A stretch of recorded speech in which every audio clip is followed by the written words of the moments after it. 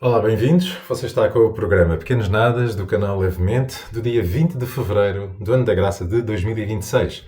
Meu nome é Jorge Morgado, estudante de Psicologia, e venho a este canal tentar ajudar a desconstruir com pequenos nadas o que a ciência tem revelado para a saúde mental e para o nosso bem-estar. Hoje vamos falar sobre autotransformação, com suporte do livro da neurocientista Ana Ibanhas, Surpreende a Tua Mente. Começamos com as questões centrais do livro. Podemos treinar o nosso cérebro para viver melhor? É verdade que posso mudar as minhas competências? Que posso ter melhor humor? Que posso eliminar a insegurança que sinto? Que posso ser menos tímido ou tímida? Que posso gerir melhor o que me acontece a nível emocional? É verdade que podemos utilizar as últimas descobertas da neurociência para melhorar a nossa autoestima, as nossas capacidades ou gerir melhor as nossas emoções? E a resposta é exata. É que sim, podemos. O nosso cérebro treina-se. Podemos mudar as nossas conexões neurais e é sobre isso que vos vamos falar hoje. A neurociência demonstra que o cérebro não é uma estrutura fixa, mas um órgão plástico e treinável. Ana Ibanhas revela que a neuroplasticidade consciente permite reprogramar conexões neurais para otimizar o bem-estar, a resiliência e a concentração. A premissa central é a transição de vítimas da biologia para arquitetos da própria mente, ao utilizar a biologia não como um destino, mas como matéria-prima para a mudança. Aqui entramos no paradigma da plasticidade. Como admirador do Dr. Ramon y Cajal, Ana Ibanhas subscreve as palavras deste pioneiro no estudo da plasticidade neural, em que ele diz: todo o ser humano, se o desejar, pode ser escultor do seu próprio cérebro e, portanto, da sua própria vida. Ibanhas propõe ideias tão desafiadoras como a de que a autoestima é fabricada pelo nosso próprio cérebro ou que todos podemos modificar as nossas conexões neurais para alcançar um maior bem-estar. O ponto de partida, de facto, é a máxima de Santiago Ramon y Cajal, que qualquer pessoa, se assim o pretender, pode ser escultora do seu próprio cérebro. Vivemos com um cérebro paleolítico otimizado para a sobrevivência e detecção de ameaças físicas, o que gera desincronização no mundo moderno de desafios psicológicos complexos. A autora recorre a instrumentos como eletroencefalograma, EEG, em tempo real, para demonstrar a mensurabilidade destas mudanças, ao validar a hipótese de que a biologia cerebral pode ser direcionada pela intenção e pelo treino sistemático. Este é o segredo. A proposta aqui é reprogramar este sistema para que priorize oportunidades em vez de perigos. Então, como treinar o seu cérebro para viver melhor? Vamos analisar então o livro de Ana Ibanhas, Surpreende a Tua Mente, Treina o Teu Cérebro e Descobre o Poder de Transformar a Tua Vida. Este livro é tido como um manual de neurociência aplicada para a otimização do potencial humano e a gestão emocional. As perguntas de facto centrais são: podemos mudar realmente? O livro responde-nos que sim, ao estruturar o argumento narrativo interna na plasticidade cerebral e dependente da experiência. Podemos não só mudar conexões, sinapses, mas também a função de áreas cerebrais e o seu entorno químico.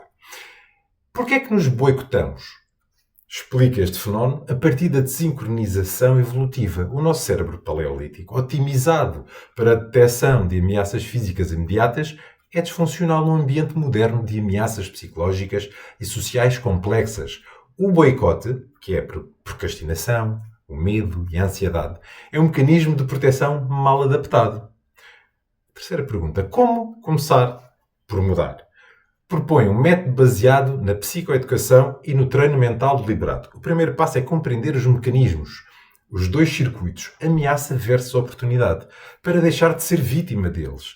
Depois aplicar técnicas específicas, a visualização, respiração e reframing, como atuam como um software para reprogramar o hardware cerebral. A quarta, como sustentar a mudança. Aborda a neurobiologia do hábito e da motivação. A chave está em vincular a mudança ao circuito de recompensa, dopamina, através do prazer e do propósito. Quando o cérebro associa um novo comportamento a uma sensação de segurança e prazer, inclusive o prazer do desenvolvimento pessoal, a nova via neural fortalece e automatiza-se. Portanto, este livro é claramente transformador e faz a ponte entre a neurociência a básica do cérebro e a psicologia da mudança pessoal, ao oferecer um modelo integrador onde a biologia não é um destino, mas a matéria-prima sobre a qual podemos exercer como agentes conscientes de mudança. A autora conta-nos uma história emblemática do atletismo. Começa assim.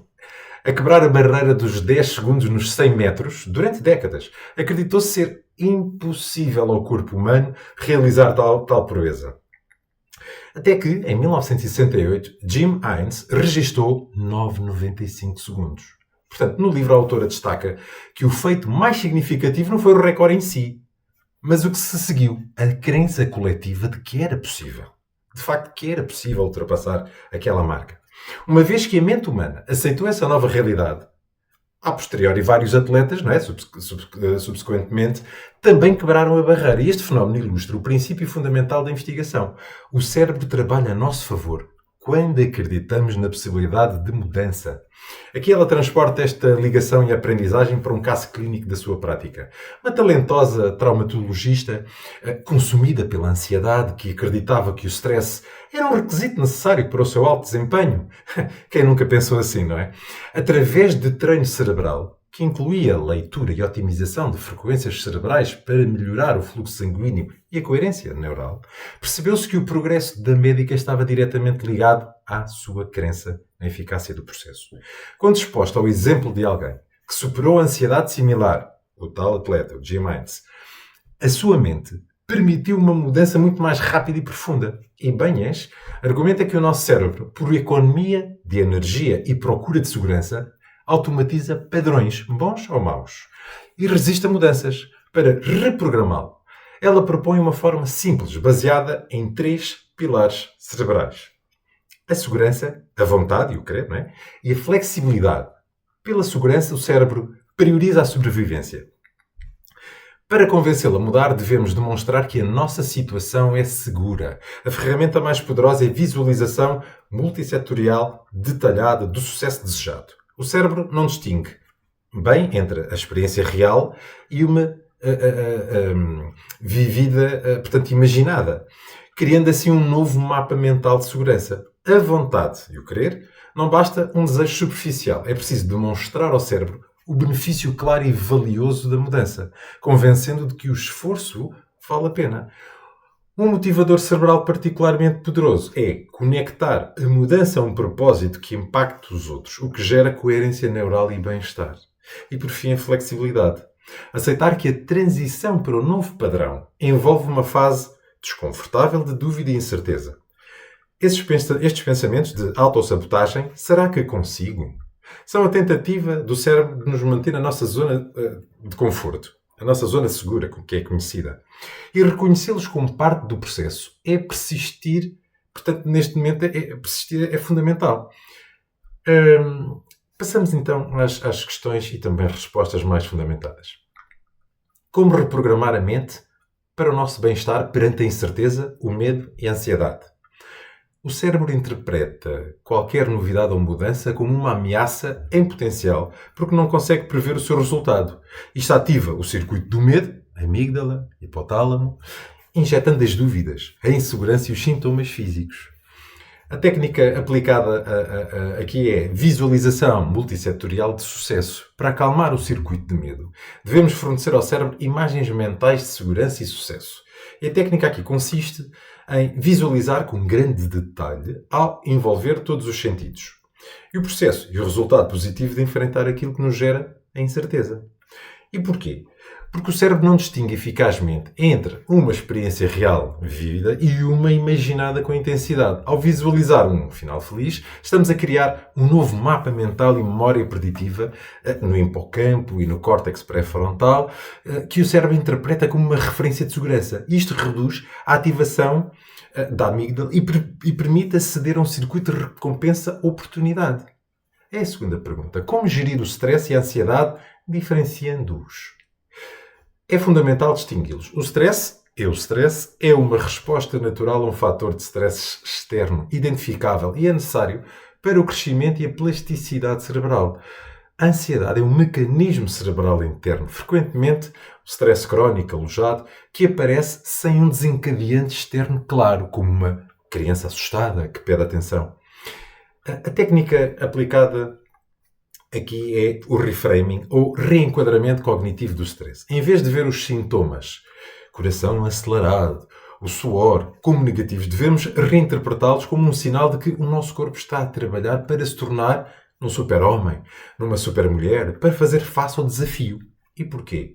Uma investigação na Universidade de Harvard mostram, através de uma ressonância magnética funcional e um eletrocardiograma, que esta mudança de percepção altera a resposta fisiológica. Os vasos sanguíneos não se contraem, evitando o efeito cardiovascular negativo, e a experiência é vivida como um desafio, o stress, em vez de uma ameaça, de estresse.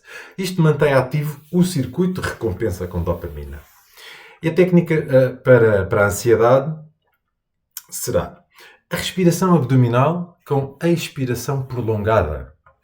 Ativa o sistema nervoso parasimpático, enviando um sinal direto de calma ao cérebro. E a empatia e distração sensorial. Reconhecer os sintomas sem lutar contra eles. Compreendo que estás assustado. E depois distrair o cérebro com um input sensorial seguro. Música associada à calma. Isto reduz a ativação da ínsula, que processa a interocepção ou a sensação corporal, e da amígdala. Terceira, como criar um circuito de recompensa ativo e conectar com oportunidades positivas.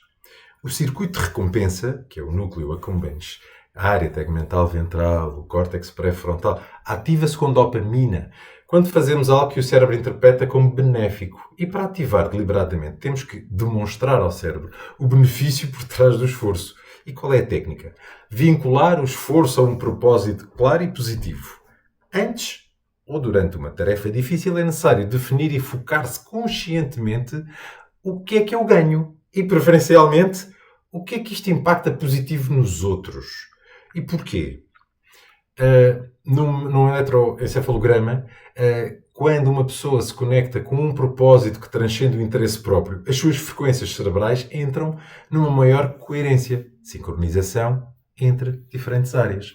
E biologicamente somos seres sociais. Contribuir para o grupo ativa poderosamente o sistema de recompensa, libertando dopamina e oxitocina, o que faz com que o esforço seja experienciado como gratificante e não apenas como um desgaste. Quarta pergunta. Como treinar a concentração num mundo de distrações? A concentração requer aqui um equilíbrio neuroquímico específico. Calma, frequências alfa, mais energia focada, frequências beta. E a técnica aplicada é criar uma bolha de concentração, uma rotina sensorial que associe a um estado de foco. Preparação com a calma. Alfa. Ouvir música agradável, ou fazer exercício vigoroso leve. Transição energética. Uma música um pouco mais animada, mas segura. Depois há aqui uma âncora sensorial, um elemento constante, uma vela com um cheiro específico que o cérebro associa a um estado também de concentração. Depois exercício do foco visual, nomear objetos na divisão ou nas suas cores, forçando o cérebro a passar de um foco aberto para um fechado. E porquê?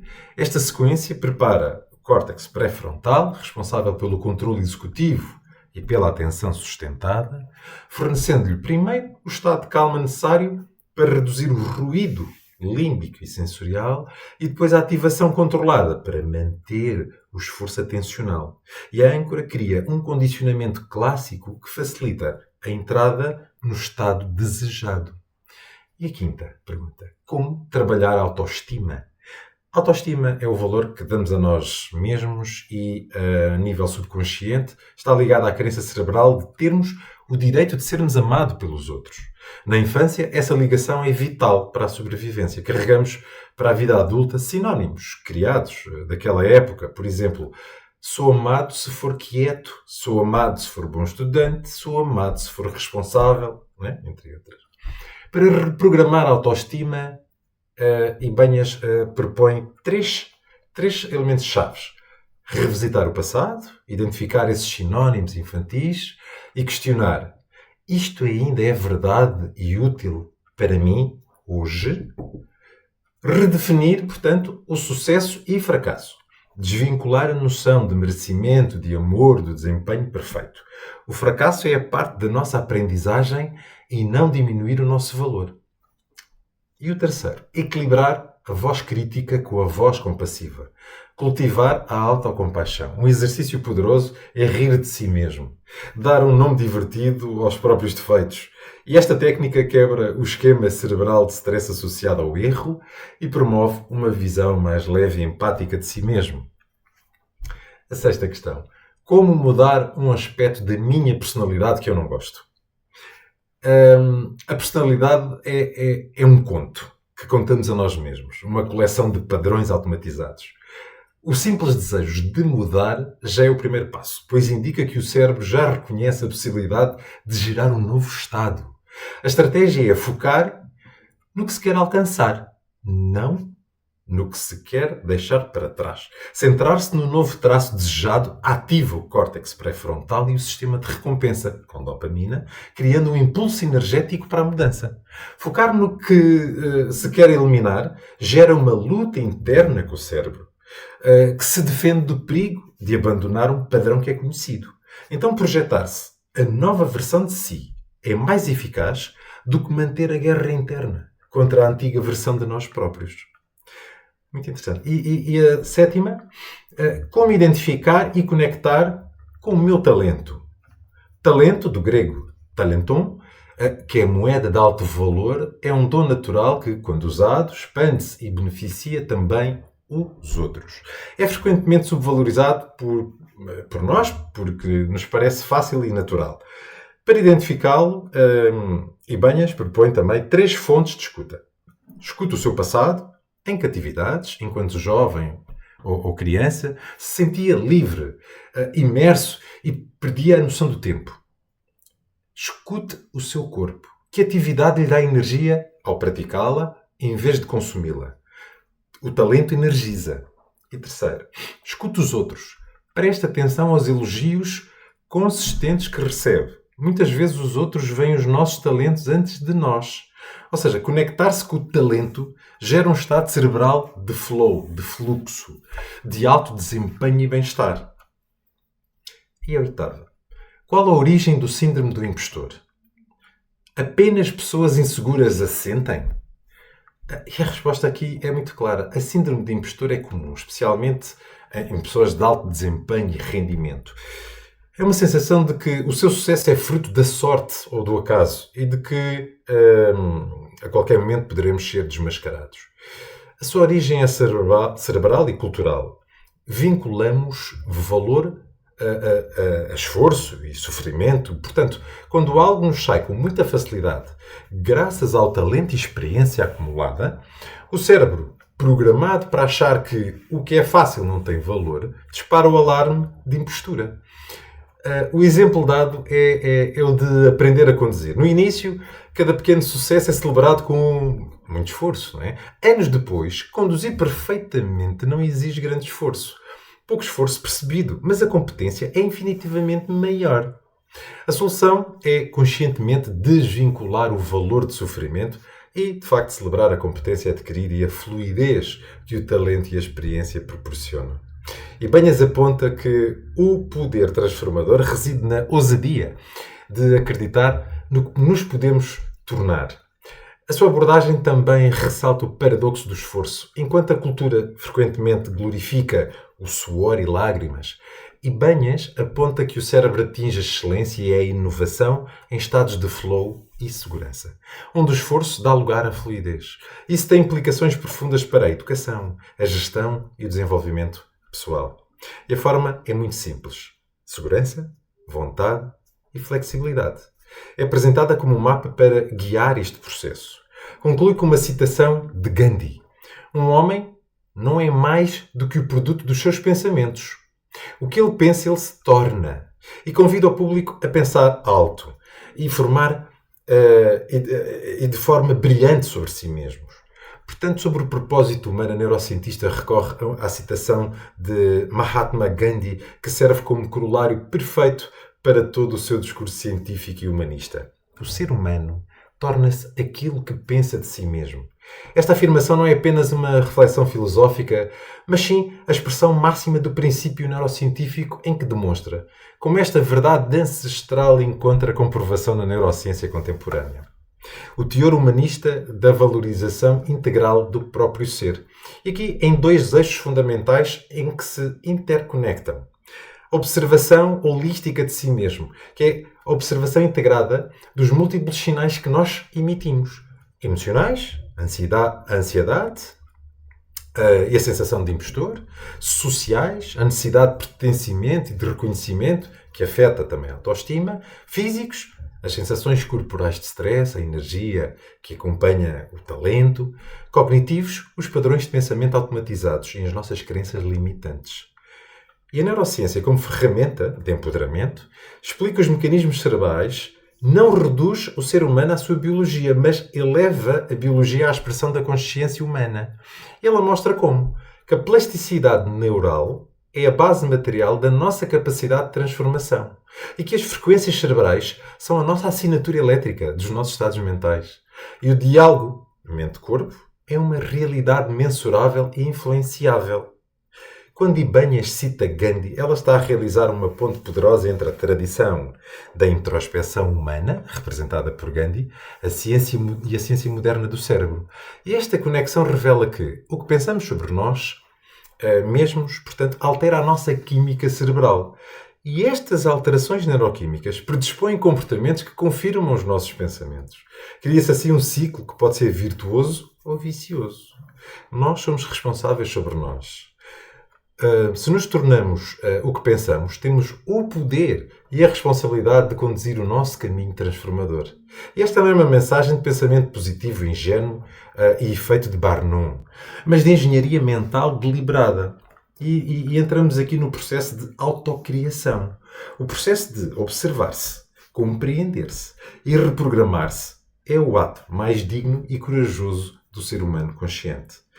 Valorizarmos-nos não pelo que já somos, mas pela nossa capacidade de nos tornarmos aquilo que queremos ser. E em modo de conclusão, a neurocientista termina com o chamado à ação cerebral consciente, onde a citação de Gandhi sintetiza a mensagem central. O ser humano transforma-se aquilo que pensa de si mesmo. Esta frase não é apenas filosofia, é como uma profecia.